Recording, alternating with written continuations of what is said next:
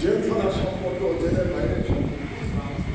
কিন্তু দুর্ভাগ্যের বিষয় হল আমরা এত কষ্ট করে আমার দেশে আবার চালু করেছি, আমার দুই ভাইয়ের কারো এখন পর্যন্ত সময় হয় নাই আমার দেশ অফিসে যাওয়ার।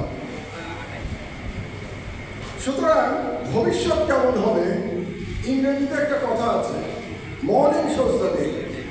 তো মর্নিং শোজ দ্য ডে যদি আমরা গত 1 বছর ধরে নিই, তাহলে মাহমুদুর রহমান এবং আমার দেশের ভবিষ্যৎ কেমন হবে এটা মোটামুটি আমি আন্দাজ করতে পারছি।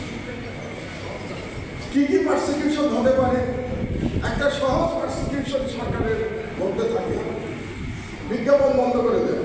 তো প্রথমেই যেটা করা হবে, আমার দেশে বিজ্ঞাপন বন্ধ করে দেওয়া, এবং এটা বলতে হবে না, মন্ত্রী মহোদয়দের বলতে হবে না, খালি সিগন্যাল দিলেই হবে যে আমার দেশের সাথে সরকারের সম্পর্ক ভালো না, আমলারা বাকি কাজ করবে।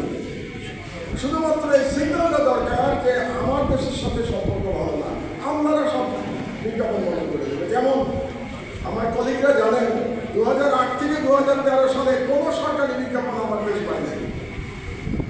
সরকারি কেন, বেসরকারি বিজ্ঞাপনও পায় নাই, এখনও পাই না। আপনারা অবাক হবেন শুনলে, মতি ভাই নিশ্চয়ই জানেন যে এই মুহূর্তে আমার দেশ সেকেন্ড সার্কুলেশনের 2 নম্বর, প্রথম আলো 2 নম্বরে আমার দেশ।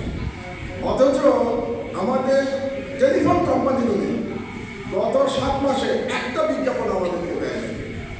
কেন দেয়নি? কারণ এই বিজ্ঞাপন কন্ট্রোল করে আওয়ামী ক্রেতারা কন্ট্রোল করে বিজ্ঞাপন। সেই কোম্পানির নাম এশিয়াটিক। এশিয়াটিকের মালিককে আসাদুজ্জামান নূর।